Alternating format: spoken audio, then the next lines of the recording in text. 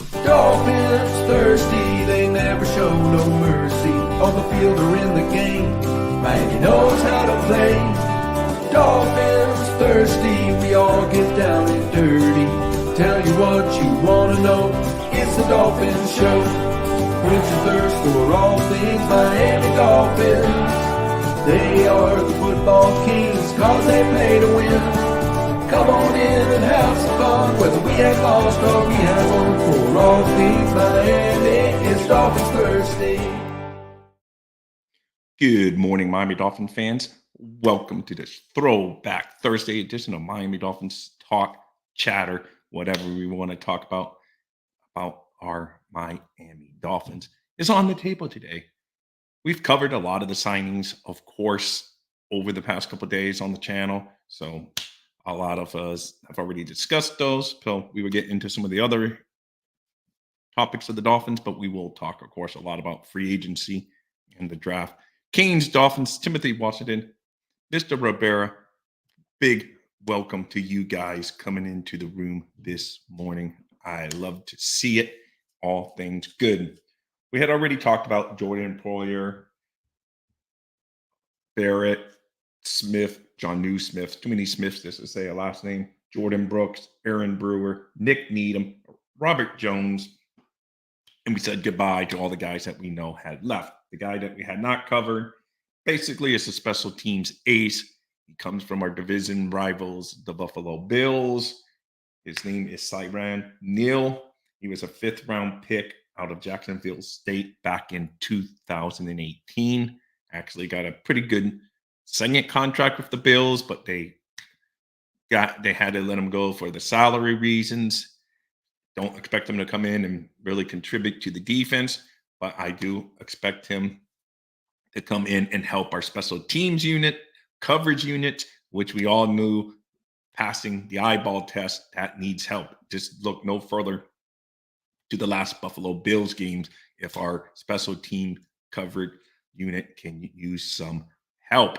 So I think that's an under the radar signing. You need players like him go out there, fulfill a specific role on the special teams. He's like a gunner. So that's an under the radar move. I like it. We need to improve that defense. That special teams, and of course, all aspects of we always want to improve. That's what you do every year, try to improve your team.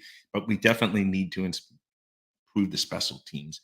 So to me, that's Siran Neal. Is he going to make headlines on the signing day? Of course, no, he's not someone like that. But under the radar, pick up, sign him to that deal. They didn't let him out of the building because he was scheduled after us. He was going to, I think, fly to Atlanta to talk with them. Miami kept him in-house, got him in. So there you go. There you go, man. That's AJ Dewey there in the corner. Yes, you know your player. Hey, oh, that was an awesome game to be at. That was like, I call that day. I know some people call that like the Mud Bowl or the AFC Championship game. I call it the AJ Dewey game. It was such a great game. 3 interceptions, including one for a pick 6, which made the score 14-0, which was the final score of the game. And the Dolphins advanced to the Super Bowl, where, of course, they lost. But it's okay. He helped us get there. Always great memories on this Throwback Thursday. And in my thumbnail, the promo picture, whatever you guys want to call it for the YouTube, you see Mark Duper and Mark Clayton. Interesting note on Mark Clayton. In today's NFL draft setup, he would not even be drafted. He was drafted in the 8th round by the Miami Dolphins. The 8th round. Wouldn't even be. And yet he's probably one of the best receivers to ever play for our Miami Dolphins. His 1984 season was record-breaking, NFL record-breaking at the time. Has since been broken. But he had an amazing year for touchdowns that year. So it was a lot of fun stuff on Throwback Thursday. Anyway, so guy that we didn't really touch on either is another kind of backup defensive tackle type. He's only started, I think, 14 starts in his career. He's played in 52 games. He comes from the Dallas Cowboys, Neville Gallimore. He's a defensive tackle. So he's had 90 tackles in his career, 11 tackles for loss, This is career, not a season. I would say a season, we'd be having a great guy. 4 loss, 4 sacks, 3 passes defense. Like I said, he's only started 14 games in his career, but he's another good depth piece. You've lost Christian Wilkins, so you're not going to replace him, of course, with him. You lost Raycon Davis, so you lost 2 different tackles. You bring him in, at least he should be able to play some ball, which is always a good thing. Do you expect huge superstardom? No. Hey, Finsanity and Scotty digging in the trenches. And there he goes. He says true zero tech. Yeah, he's built like one for sure. He's 6'2", 302 pounds. So there you go. So maybe he in the Dolphins, maybe they will find a way to get him doing a little bit better than his stats indicate in that he did in Dallas. It's a good body to at least bring into camp. Like I said, I like the Cyran Neal. I know no one, everyone's going to say, "Oh, Rob, oh, Dolphins thirsty." Who cares about special teams? But if you watch the Dolphins over the past couple of years, our special teams coverage is lackluster. Again, a reminder: if you don't believe me, go look at the last Buffalo Bills game at Hard Rock Stadium to close out the season. It's enough said on that take. So that's pretty cool. He's not starting his gap player. There you go. Hey, I'll take that, Justin. Coming from Justin, that is pretty good. That's Justin of Digging in the Trenches. He's been on this show a few times, and he's anything but fair. He will a lot of times be very harsh on our Miami Dolphins. So for him to throw a little bit of a light, that is a good thing. Good morning, Scotty. If I didn't say your name, I don't know. All you guys came in all at one time. Yeah, I know. We got a couple of those guys on. We have the Dixon, there you go. Devalion. Oh my, I'm horrible at names. Devalion Dixon and Isaiah Mack as other defensive tackles that we have signed this offseason. Of course, none of them are going to be on the level of Kristen Wilkins, but at the end of the day, you need to move on, and that's what the Dolphins are doing. And like I said, I've been harsh on Chris Greer over the years. But for what we have this offseason, I think he's done an okay job of bringing in guys that can help. None of the big shiny objects that Dolphin fans get used to over the years. That, well, we got a new Ferrari out in the driveway that all the neighbors can see. No, we didn't do that. But we got some good, utility pickup trucks, guys that can get the job done, help get the job done as far as winning football games. That's how I look at this offseason. And I don't expect any other big signings unless it's been a player that's cut by a team that doesn't affect the compensatory draft formula. The Dolphins seem to want to keep those compensatory draft picks for next year's draft, guys. It's next year, not this year's draft. Because I saw some people saying, "Oh, I don't see them added." It's next year, and they don't even it won't even be like announced until around March next year or sometime, maybe around the combine in February, or maybe actually they get announced when the compensatory picks come out. So we got to wait a while. But from what everyone's saying, it looks like we've picked up 2 third-round compensatories and a 6th-round compensatory pick. And we're coming off years of not having much draft ammo. It's good to get some capital ammo, whatever word you want to use, back in the draft process. We need it. We've been starved of young talent coming in here. Because if you, other than Chan, the past couple of drafts, none of our guys. Channing Tindall hasn't done much of anything. Can Smith hardly saw the field. Chan was like really. We haven't had much guys come in. We've had a couple undrafted free agents that's come in and help the team.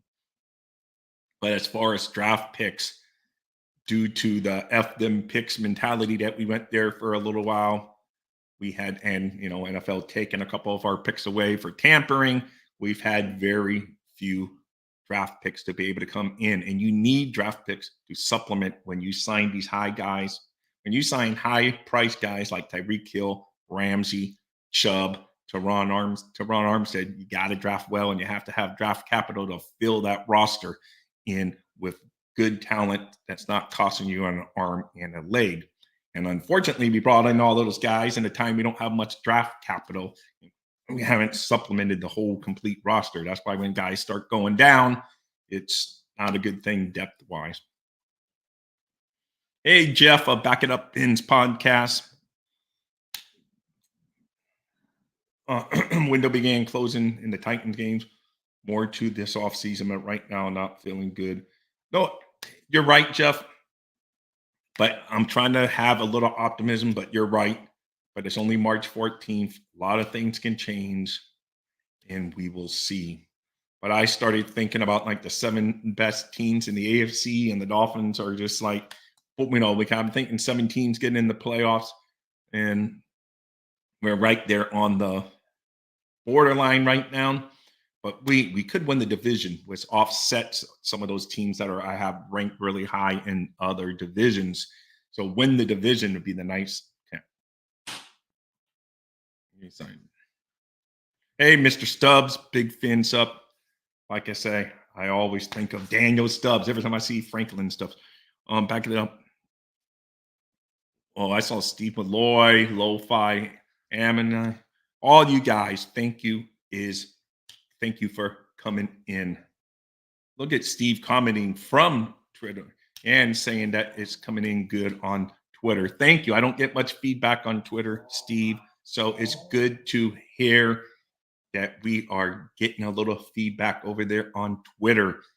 Nail those thumbs up. I don't even know what they have on Twitter as far as videos on what you can do, but hey, thank you for finding me over there. I love it. Agreed, Justin. There was a ton more hope going into 2023. I never brought in. I bought in, Jeff, and I'm always waiting for that other shoe to drop. I'm a Miami Dolphins fan for a long time, as you know, not quite as long as Steve, because he remembers the Super Bowl winning years. I'm old enough to remember the Super Bowl losing years.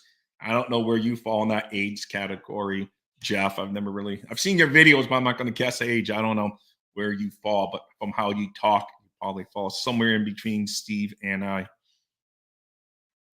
Back it up. Back it up last year. It's all over. No. Hey, Cap for Life.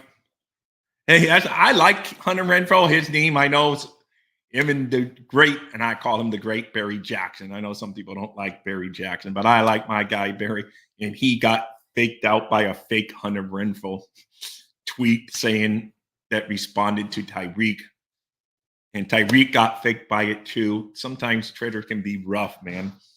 It's easy to get fooled by these fakes out there, man. There's like fake everyone now. Like Tom Pelissero even has a fake out there, and that's like almost evil genius because you know to be on the lookout for fake Adam Schefters and Ian Rappaport, but a fake Tom Pelissero and stuff, and a fake Hunter Renfrow. Oh my goodness, guys! It's just like even you really got to verify before you share those things, man. I almost got fooled by the fake Tom Pelissero, and I'm probably screwing up his name, but you guys all know who I'm talking about. But anyway, so that's like evil genius, you know. That's just like really going out of the way. Yes, Renfro would be interesting for receiver 3. He calls have a bounce back type season. Give him. I agree on that, Scotty, and I think he would be an upgrade over Braxton Burrios probably as that guy. But I know the Dolphins are also talking about bringing Braxton Burrios back, and I don't see the both of them coming. So it'd be like one or the other, and that's it on that front. Love the bud. We will see why we might be in last place. We have scheme heavy, and the other wrinkle does not take us far enough. Mike Daniels, that's more up his sleeve. We will see, man. It's going to be tough. I don't know about last place in the division. I think anywhere from first to last is due. Yes, Buffalo, they're losing a lot of people, but I'm old school. I always say you're the best at your division, the best in the whatever you are until someone knocks you off. Buffalo is 4-time reigning AFC East champs. They still got Allen coming back as their quarterback. So who knows? Patriots got a new coach for the first time in years, decades that they have a new head coach. We don't know. We don't even know who their quarterback's going to be. And the Jets, who knows with Aaron Rodgers? Is he going to come back healthy? Heck, is he going to be a vice president? I know that's just silliness. But anyway, you know, simple fact is we don't know what the Jets are either. Because I think even last year, if Aaron Rodgers doesn't get hurt that very first few plays of the game, I still don't know how great the Jets were. So I'm not ruling the Dolphins out from having a chance to compete for the division title because we're rolling back with most of our offense. You can say that's a good or a bad thing. We need to replace Robert Hunt, obviously, and we need other fixes along the offensive line, but they're working on it already. They brought in, the offensive lineman that a lot of people love to hate on and stuff, and Aaron Brewer. But overall, I think Aaron Brewer is a good fit for our Miami Dolphins. And again, he fit the budget. He fit the budget of what the Dolphins were looking for. And he's a good scheme fit. So you marry those two things in together and you're doing okay. I think we've got, and then with the bringing in the edge guy, Barrett, yes, he's not the same Barrett as a few years ago. He is not. I'm not going to pretend that he's the same guy. But at least he bounced back last year and stayed healthy. And I think he can at least become memory. We still got Chubb and Phillips coming back at some point next season. So it wasn't like the dire, it's just a guy to get him in there, have him on the edge, fill in until those guys come back. And hopefully they come back sooner than later and they come back at the level they were playing when they got injured. That's asking for a lot. But going into the draft, I don't think there's like one position down because they got at least an interior offensive line. Brother, some people are saying he's going to be guard, but he started all games at center last year. I think the Dolphins signed him to be a center, but what do I know? He has position flexibility, as they like to say. So who knows on that front? And then they've touched on linebacker. Defensive tackle is still a big thing that they may have to touch early in the draft. They brought in the guy, like I said, Novell, Gallimore, Dixon, and Mack. But I don't know if those are guys that you want to count on. Cornerback is something they still got to touch on somewhere. I would like to get a veteran cornerback. If they can get some, use them, even if they have to wait till after June 1st, use some of that money that they have. But remember, they have to keep some of that money for the draft class when Xavier Howard's money becomes available June 2nd. Post June 1st, so June 2nd. And mind you, teams sometimes cut players after the draft. After they draft a young cornerback, they may get rid of their older, more expensive cornerback, and another guy becomes available on the market. So it's no rush yet. We're only sitting here on March 14th, one day after the official start of the new league year. But it's not all lost on Miami Dolphins fans. But yes, Jeff and Justin, 2023, I bought in, and I'm always the guy that say I'm waiting for the other shoe to drop, kaboom. And then I bought in. I just really thought they were different this year, and they broke my heart. But it is what it is. Yeah, there's definitely going to be every year. There's surprise cuts because guys either sign people in free agency, guys get a good draft pick they think can fill in, so there will be cuts. But I would like to see the Dolphins get another cornerback because you really want to count on Cam Smith going from hardly playing to be your starting cornerback opposite Jalen Ramsey. I don't think that's a great plan. He could turn out to be great. He could turn out to be a solid player, but it has something what you want to bank on. I wouldn't want to bank on it. I'm going to put my future nest egg in Cam Smith becoming a, high quality starting cornerback. Could it happen? Yes. But would I bet totally on it? No. So I would like to hedge my bet and have another cornerback in the fold as in that spot too. I would like edge. So as of today, though, like I say, at least as far as the first round goes, I think the Dolphins have gotten themselves where it's just not like they don't have to pigeonhole into one position for sure. Maybe offensive line, as you could argue, they still need another good, really solid person along the offensive line, and I wouldn't argue against it. Defensive tackle, I wouldn't argue against it. Cornerback, as I already mentioned.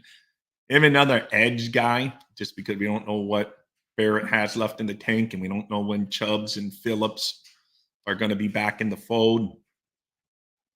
But I think some of these moves at least put make it harder to figure out what the Dolphins have to draft if that first pick. Is all I'm trying to say.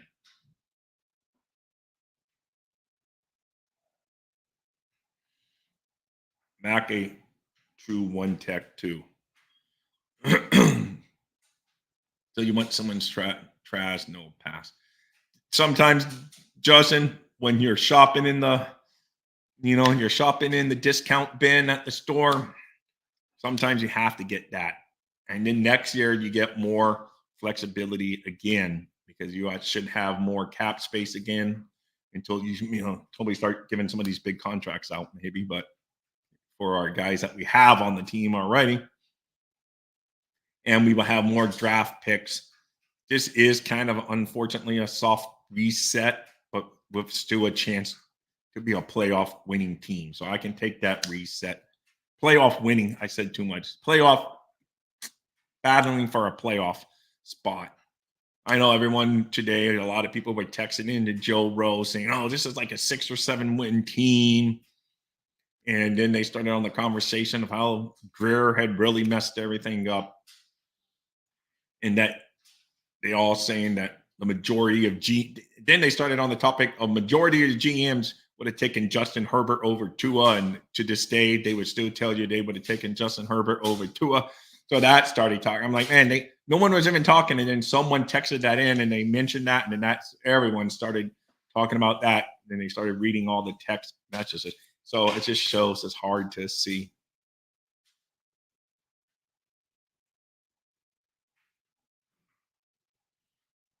Let's see.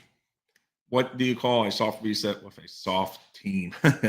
Hey, you know what, though? They've touched on some of that softness. And what I understand is that Jordan Brooks and, you know what? I didn't even write my Anthony Walker in my new notes today. I forgot to mention him. Anthony Walker. Yes, he probably will not be a starter. Like he started a lot of NFL games over the years too, and it's also pretty good in coverage. But the 2 linebackers that we brought in are not soft players at all. So, they're addressing some of that issues. And again, I don't like using the word soft on NFL players because they're sure as heck, I wouldn't call any of them soft in their face. So, because I'd be getting picked up and thrown against a wall, and I wouldn't want that. So, I definitely want to call any of them soft. But by NFL standards, I understand why some people are saying they're soft. But now they went out and got some linebackers that can change the attitude of that and hopefully contribute to a tougher physical football team when it comes to December and January. That's what we want. We want to be able to, when it gets down there at the end, be able to stop the short runs and get the ball back for our team and keep on going.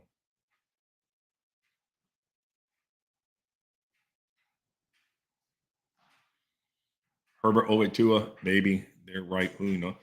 Who knows about that? As I say, that should be speculation for the next few years until their careers really pan out. They were just saying it. It's just showing that not only can social media be crazy, the Joe Rose show, just from their text, because today they were reading a lot of text. They had Adam Beasley on, who's a beat writer for the Miami Dolphins. And then people were saying, oh, he's too optimistic. This team, blah, blah, blah, blah. Because he was too saying that the Dolphins are not going to be in a set. He was saying people are crazy. He says, does he think they're as good talent-wise as we stand here today as we were going to last year? No. But that there's still too many good players on the team to be like a 6. He goes, if it's a 6 or 7 win team, there's going to be a lot of changes in South Florida at the end of next year. So he doesn't say it. I don't always agree with Adam, but on that case, I do. If this is a 6 or 7 win team, heads are going to roll, unfortunately, all over. And I say unfortunately because then it means a real reset once again, starting from scratch and waiting another couple years before we get anywhere. Honestly, I believe this is a mistake given the kid who hasn't won a playoff game like Joe Burrow, $50 million a year. Oh, that's another debate, Anthony, that we can have. And we don't even know what the number is being discussed. Is it going to end up being in the 40 millions? Is it going to be 50 million? We don't know. We don't even know if he's extended yet, which seems to be like a question of when, not if. but he hasn't even been extended yet, so we can't even really talk about the numbers. But yeah, we can debate that as how many quarterbacks outside of Mahomes is worth $50 million a year. I mean, really, if you break it down, because unless you're really making your team win, you're making your team win.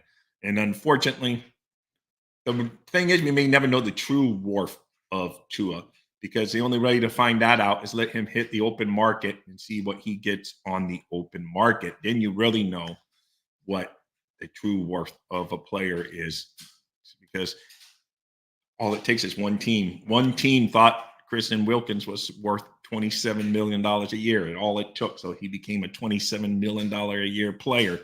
That's all it takes. If Jalen Waddle hits the open market in a few years, we're going to see what he gets. He might be one of those receivers that resets. If Calvin Ridley got as much money as he just got, imagine what Jalen Waddle would get on the open market. So it's crazy, because the cap keeps on rising every year. Players' contracts keeps on rising every year.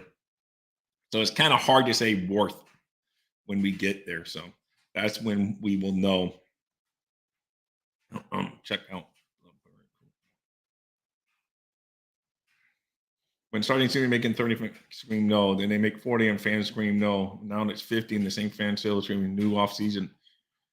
Scotty, no, you're right. The market keeps on going up and up and up, and we know it.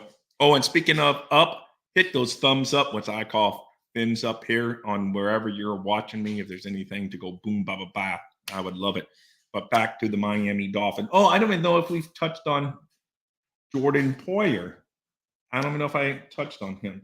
Jordan Poyer, what day did he sign? I think, I don't even think we've touched on him. We touched on him on the Fins Talk Sports Network on Tuesday night, but I skipped yesterday because I talked all Tuesday morning and I talked all Tuesday night about the Dolphins, so I took a break yesterday on Wednesday.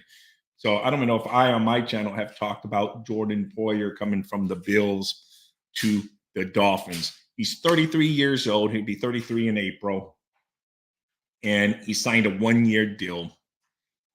Is he the all-pro level he was a couple of years ago, just like Barrett? The answer is no. But he was solid last year, played in, almost bounced back, and played in all the games last year after having an injury, the 2022 season. He will make the Dolphins better. So one-year rental. That's what the doctor ordered for the Dolphins. He was cut. So, boom, it's perfect. So no compensatory pick worrying about that. So that was like the same with Barrett. These guys that are cut don't count against a compensatory pick. So that's good stuff moving forward.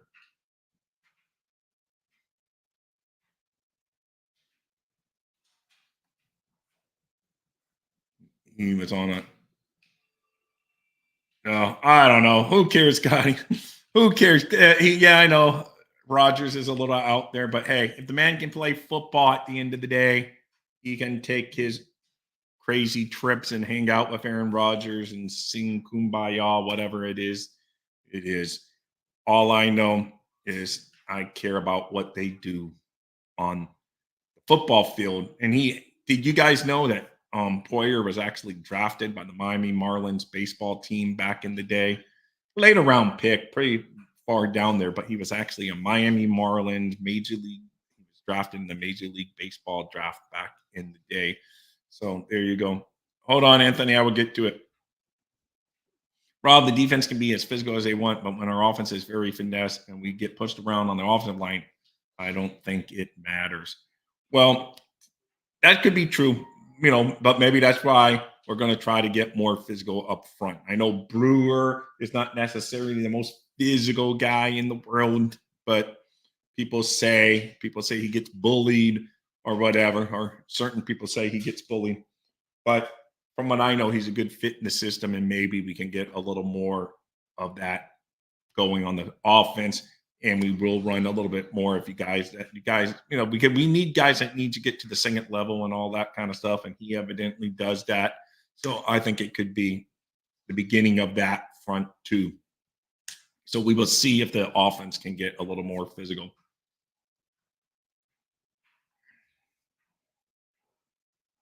Of course, you got to be. You want to be physical on all. Yes, I do. That's my college son that you guys see back there. So people notice you back there, Kev. But anyway, he's from he home visiting from University of Florida. He's playing video games back there. That's the reason I'm out here because I can't take over his room while he's home. I don't get started at old man signing. Hey, listen. Thank you, Justin. Hit that like and subscribe. Thank you, Justin. Overall, though, we knew the day that we signed Tyreek, traded for Chubb, signed Teron Armstead, gave Jalen Ramsey the bag of money. We knew this day was coming. You're going to have to either kick the can down the road on some of those contracts, which they have, to free up some money. We knew that we would be having players like Wilkins walk away. And I say Wilkins, we had a few people we had, walk away, but Wilkins is the biggest name of them all. I mean, Hunt was good, but hey, it is what it is. It's insane to have those players walk away, but hey. Let's see what Scotty had to say. Miami played over 40% of the season without our starter, second most NFL O-line. Playing depth on 12th line. Playoff team played the same 5 guys all season. Nothing to do with finesse, health. Hey, I hope you're right, Scotty. I hope you're right because maybe we can try to stay healthy one year. That's the thing, though, man. We just always seem to get banged up. Hey, Timothy Washington, big fins up to you. Is Pat Surtain a free agent next year? If so, I'd pick him up next year and turn Ramsey into our safety. Man, people love that Pat Surtain, and I understand why, because he is. I saw people saying we should trade for him this year. But, like our guys. But no, I don't think he's a free agent next year. I think he was. I would have to look, but no, I don't think he is. But I mean, when he becomes there, probably put a tag on him like the Chiefs did with their guys. Need some.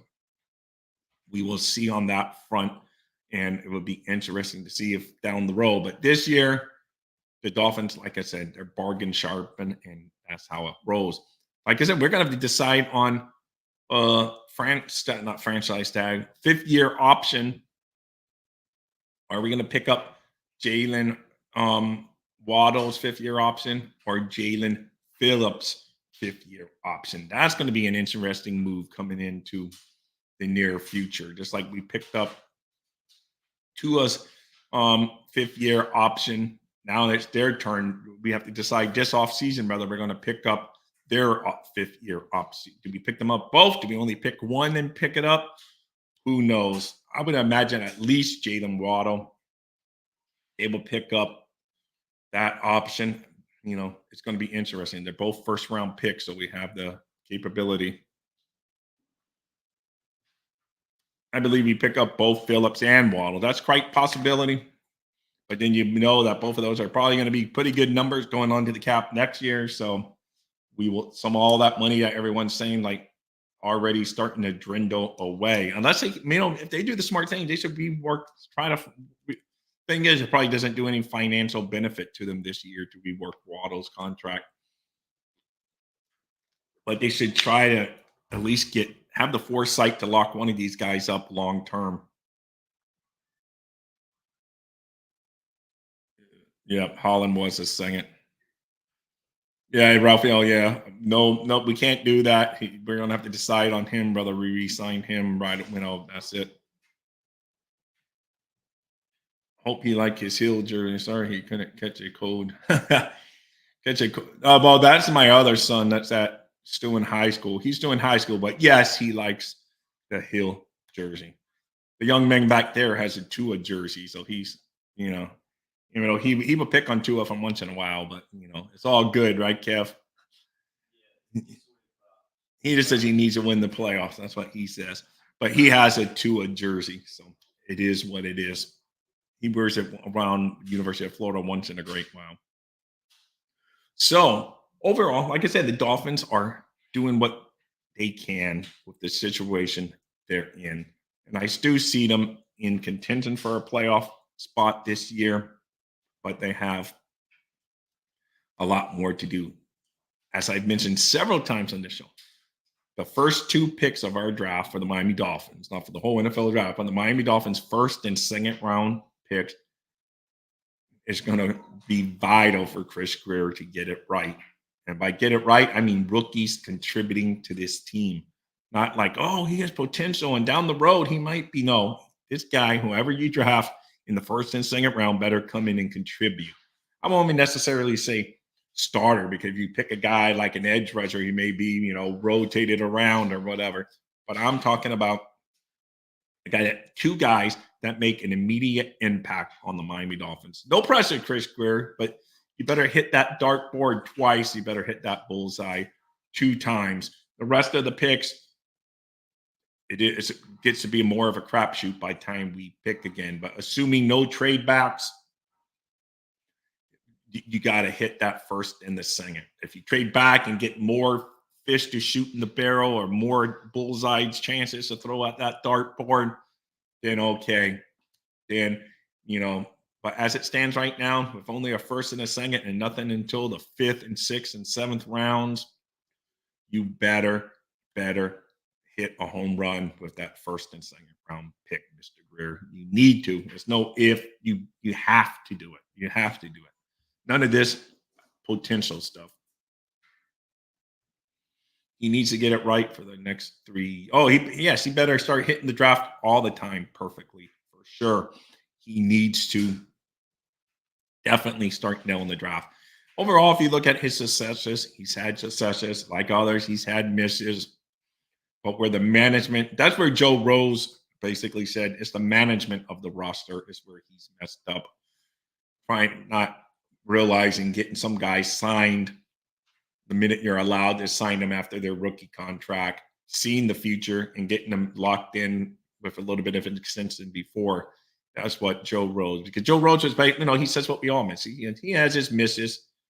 He's nailed them for the past couple of years. He goes, yes, I like HN, but we just haven't had many draft picks, and the ones we had hardly contributed, and a lot of times are inactive for games. So that's not a good sign. But like he said, he gave him credit for the good picks. But he says they just mismanaged the roster, the salaries, and everything. So it is what it is. He has to have a better understanding of, like, he should have got with Wilkins the minute they're allowed to start negotiating that first year rookie contract and say, okay, we got to keep her here. Let's get him before the market goes crazy. He would be willing to sign it because it avoids playing out where you don't know if you're going to get injured or something and end up getting nothing. But we never seem to manage our roster right that way.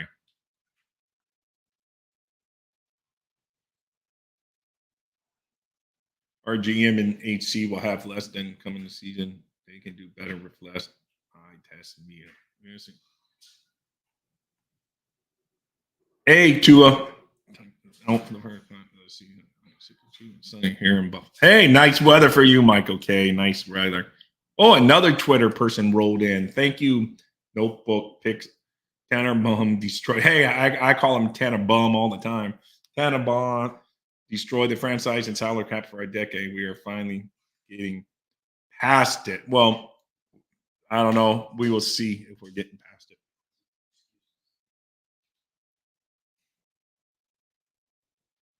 Weird as ever. No, I didn't say, but he needs to at least. He didn't close the door, is what the evidence is. He didn't close the door, and there was suggestion he waited till last year to do it, but it is. Yeah, but that when you get 1 year away from free agency, these guys just do it. We shall see. I know. I just don't know.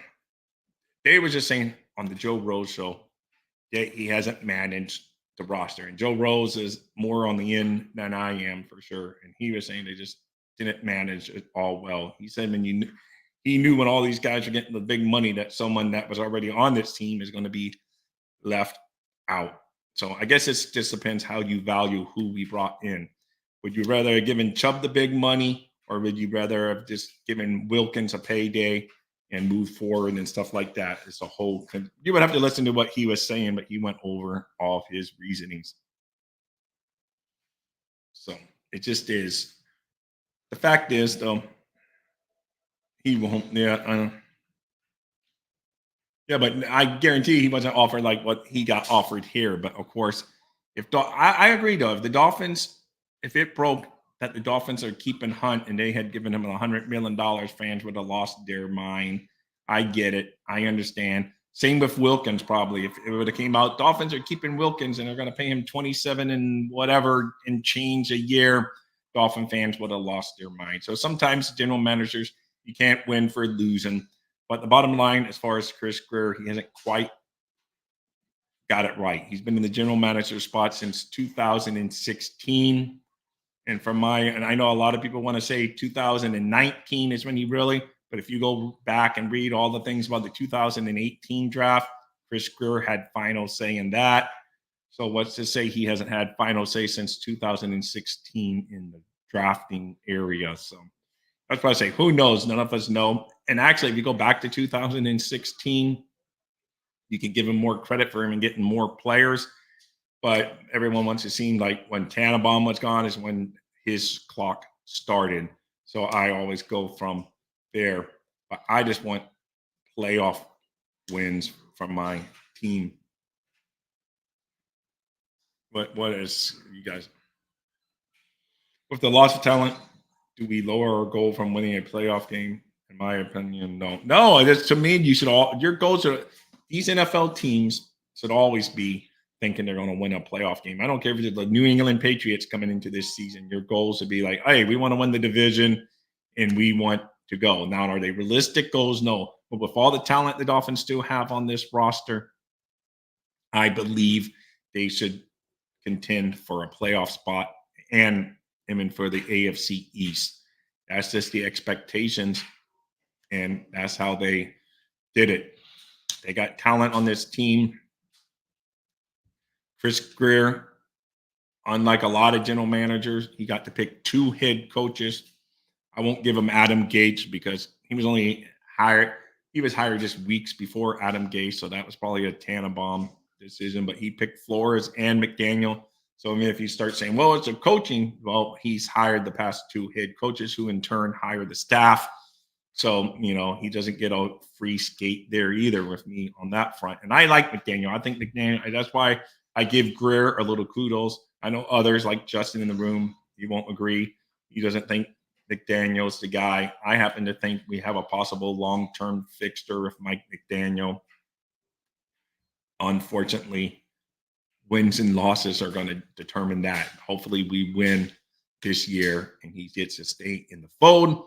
Because if you go according to Stephen Ross history, 3 years, complete 3 years of coach is basically where we stand. And this would be his third year coming up. And Ross normally gets his itchy fingers and starts retooling the whole thing again if we don't get better success. Maybe he's learned from his mistakes. Like we always say, McDaniel says he's going to learn from his mistakes. Maybe Ross says, okay, I got to keep this thing together longer. This constant changing of the guard hasn't worked.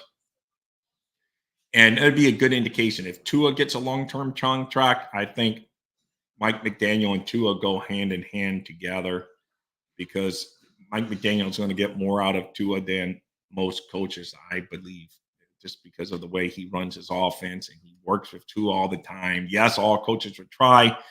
But again, when new coaches come, they normally don't want to be saddled with another guy's quarterback. And, that's just how it rolls.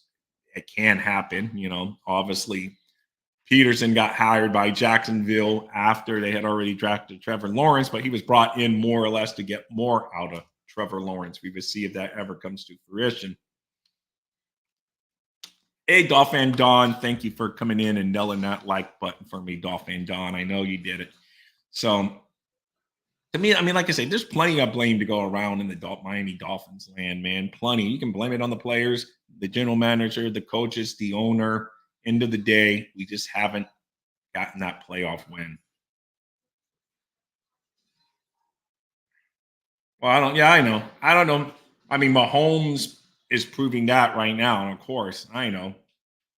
Of course, we are all proving that. But I'm just saying that if they sign Tua, nothing to do with winning on a rookie contract. I'm just saying if they sign Tua, is what I'm saying. That it probably means they're going to keep McDaniel around longer because seems to have gotten the most out of Tua. That's just my take. I think that's what I'm saying. I'm not saying you. I mean, Kansas City's a perfect example of winning while you're paying a guy big money. So you just got to draft well in other areas, though, for sure. Kansas City knows how to draft. So you got to give them kudos on that front. They do a job. And it's really hard to compare Mahomes to almost any other quarterback on the planet. I mean, he's one of the best ever to do it. He's a good player, man. 49ers released him. He wanted a lot of money. They didn't want to lower his contract. They wanted him to take a hit on his contract. He wanted that same amount of money. He's a good player, man. The Bills get him. He's a decent player if you guys got the money to bring him in. I don't know what he's asking for, though. Already made him boys with some wing. Great combo. First 3 picks in 2020, it looks like he struck out on all 3 in my Justin, that's surprising because you've been a big Tua supporter all along. I know you kind of got off at the end of last season, but that's surprising coming from you, Tua. I wasn't you were Tua. Justin, I'm surprised. Austin Jackson is a solid guy. Obviously, Igbo is long gone. Tua, we're still up in debate going into his 5th year, but he did lead the league in passing. But yes, when it came to the big games, he didn't. He and the whole team didn't perform that well. So you are right on that front. Yeah. My son says Austin Jackson took too long to develop, but uh, we will see. Well, he got an extension, Justin. He grades out like average, I guess, by people that watch the game, like Joe and all these guys. They say he's a solid guy. Is he an all pro? No. But he goes out there, does his job. But yes, the draft was the game changer we all thought when we had those first 3 picks. We all thought we'd be celebrating playoff wins by now, and we're not. So we're still frustrated. But that's all I was saying, though, Scotty, back on the Scotty thing. As far as I say, never said we can't win on that. I'm just saying if we sign him, I think it just shows that McDaniel stays longer because to me, they're like a pairing together now. He was brought in for Tua to improve Tua. It was already mentioned on the plane flight over. It was all about Tua. And he's gotten the most he can out of Tua the past couple of years. That Tua was healthy and this past year, played the whole year, got Tua to be the leading passer. You can argue that some of it came against garbage teams, but whatever. There's still NFL teams that he played against. So let's see. Arm said wife has her medical practice in Buffalo area and as a Bills season ticket holder. He is giving Bills his final chance of Mets. Hey, that's fine, Mark, and that's fine. I hope he works out not too well for you, but hey, I hope he stays healthy, of course, though. That's all I ever wish for players on other teams, that they stay healthy but have mediocre seasons. But that goes for anyone, not just Bills. Anyone outside my Dolphins, that's it. But we will see. He's not a bad player. That's fine. He's probably way too rich for the Dolphins price tag right now anyway, as far as that goes. So no big loss. Wish you guys well, but not too well. I know, Justin. I understand your pain, and I get it. I think we all think of it as Dolphin fans when you haven't won a playoff game since the year 2000, it's pretty telling that something in their organization is off. And you can't even blame that all on Ross because Ross was having hair all of that time. So something's off in South Florida, and we just can't get it. It's pretty bad when you're the team with the longest playoff winning drought in the NFL. And it's bad. I mean, what can I say? I can't paint a pretty picture on that. Yeah, I did see they get Mark Collins. Hell of a pick. He's the Ted Nugent of receivers. Hey, I know he's not bad. I've always remember him in the Raider game and all that. Anyone other than Hill is opinion. Thomas is.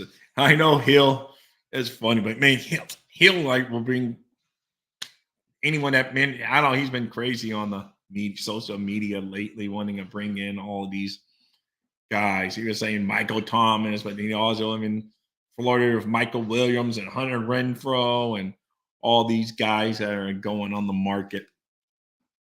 He really wants that. He wants to play in the slot, Tyreek was saying. He goes, I would love to bring in a guy that can play on the outside and me play in the slot. He goes, I don't know if we could be stopped and all that stuff he was saying on his video game podcast. I only saw a clip of it. I don't watch his video, but someone posted it up there. So we shall see on that front, Scotty. But he seems to be, he's definitely calling for him. Justin Fields getting cheaper. How about we bring some QB depth to challenge Tua? I seen that offered a lot, lo-fi. That I know Dougie do wrong. He's all over that. He would love to see what you just said. He wants Justin Fields to come here as a backup. He made it clear he wants to make him come here as a backup quarterback, but let there be competition, maybe. So to see who would win. But I don't know. I don't know on that front. He's terrible, bottom line. Hey, Shake Money. Big Fins up to you. Shake Money, guys. Check him out on the Fins tailgate. Always bringing his A game over. He's another fellow Floridian living down here in the Sunshine State. So, Shake, thank you for rolling in here this morning. Guys, I'm almost done. What can I say, man? It is what it is. The Dolphins stand where they stand today are not as good as where they stood at this time last year. Granted, we understand that. They don't have the, we lost a lot of components to last year's team. We lost our right guard. We lost our defensive tackle. It is, and we lost, of course, a whole bunch of others. But as far as I think the players that, because you could get into all the guys we lost Xavier Howard and all my other names. I already said all my goodbyes to Raycon Davis, Kristen Wilkins, Brandon Jones, Andrew Van Ginkel. A lot of guys that contributed to the success we did have over the past few years have walked out the door. Nothing you can do about that. So all we can focus is on trying to improve enough this offseason to somehow get back into the dance of the playoffs and finally get a W under the belt. That's the goal for this year, to stay competitive and see what we got going into next year. Timothy says, Shake Money, good show as usual, big dog, yesterday. So good stuff.